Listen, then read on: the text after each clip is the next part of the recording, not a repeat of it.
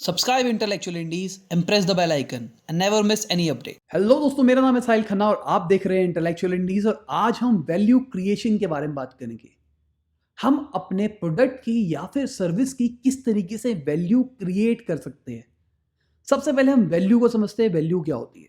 Value का मतलब हुआ कि भाई मेरा एक प्रोडक्ट है, उसके बारे में लोग क्या सोचते हैं। मेरा ये माइक है, ये 5,000 रुपए का माइक है, क्या ये वैल्यू फॉर मनी है या फिर नहीं है? ये जो ये साइकी आती है ना, वैल्यू फॉर मनी है, ये वैल्यू वाली चीज कहां से आती है कि भाई ये जो प्रोडक्ट है या फिर कोई भी सर्विस है, वो उतने रुपए की परफॉर्मेंस दे रही है जितने रुपए मुझसे चार्ज कर रही है। मैंने 5,000 रुपए का माइक लिया, क्या ये 5,000 रुपए की मुझे परफॉर्मेंस दे रहा है?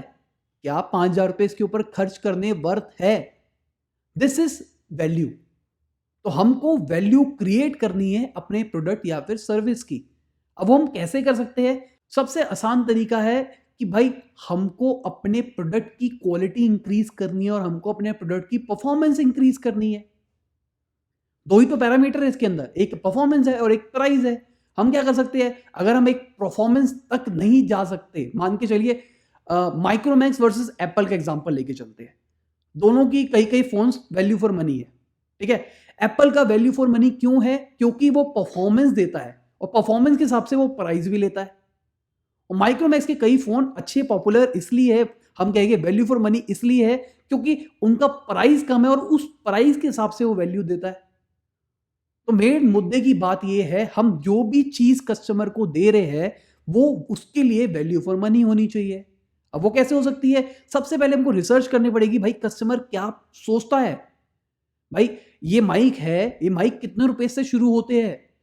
मैं क्या कर सकता हूं, मैं अपना 30 रुपए का हेडफोन मार्केट से उठाया और मैंने उसकी आगे की चीज काटी और उसको माइक बना लिया। मैं ऐसे भी कर सकता हूं। तो स्टार्टिंग 30 रुपए से शुरू हो रहा है और ये आगे कहां तक जा रहा है? लाखों रुपए में। तो हमको देखना है कि हम किस लेवल की सर्विस दे रहे हैं, हम किस लेवल की परफॉर्मेंस दे रहे हैं, उस हिसाब से हमको चार्ज करना है। अब मोबाइल इंडस्ट्री का एग्जांपल लेके चलते हैं। भाई मुझे एक ऐसा फोन बनाना है जिसकी क्वालिटी बहुत अच्छी हो, बिल्ड अच्छी हो, स्क्रीन अच्छी हो, स्क्रीन का डिस्प्ले अच्छा हो, कैमरा अच्छा हो, दुनिया की सारी चीजें हैं वो अच्छी हो। पर उसको जब मैं अपने कॉस्टिंग के अंदर जोड़ता हूं तो उसकी 40,000 रुपए कॉस्ट आती है।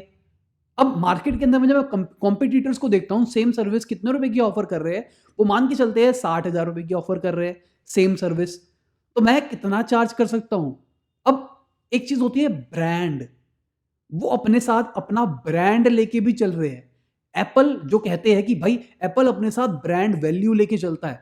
तो अगर कोई भी सेम परफॉर्मेंस दे रहा होगा, मान के चलिए एक फोन है जो एप्पल जैसी सेम कॉन्फ़िगरेशन दे रहा है पर वो नॉन ब्रांडेड है, और एक फोन है जो कि एप्पल ही है जो सेम कॉन्फ़िगरेशन दे रहा है, तो उन दोनों के प्राइस के अंदर ही आपको 10,000 रुपए का फर्क दिख जाएगा। क्यों दिख जाएगा? क्योंकि वो अपनी ब्रांड की वैल्यू भी जोड़ेगा। अगर आपकी ब्रांड वैल्यू या फिर मैं कहूंगा ब्रांड इक्विटी ज्यादा है, तब आप ब्रांड इक्विटी को भी अपने प्रोडक्ट प्राइस कॉस्ट के अंदर जोड़ सकते हैं। अगर आप नए स्टार्टअप हो, भाई कोई जानता नहीं, बाल काटने की दुकान खोली है और आप चार्ज कर रहे हो कि भाई मैं तो हबीब जितना चार्ज करूंगा, मैं तो 800 रुपए हेयर कट कर लूंगा, कैसे चलेगा वो बिजनेस? तो यही कंसेप्ट है वैल्यू क्रिएशन का। आशा करता हूं आपको समझ में आया होगा। कोई दिक्कत है नीचे कमेंट में मुझसे जरूर पूछना। लाइक कर देना इस वीडियो को और शेयर कर देना ताकि लोग भी समझ पाए वैल्यू क्रिएशन होती क्या है। तो ठीक है दोस्तों, बाय, गुड नाइट, शबा खैर, खुदा हाफिज, गुड मॉर्निंग, गुड आफ्टरनून, जब भी इस वीडियो को देख रहे हैं।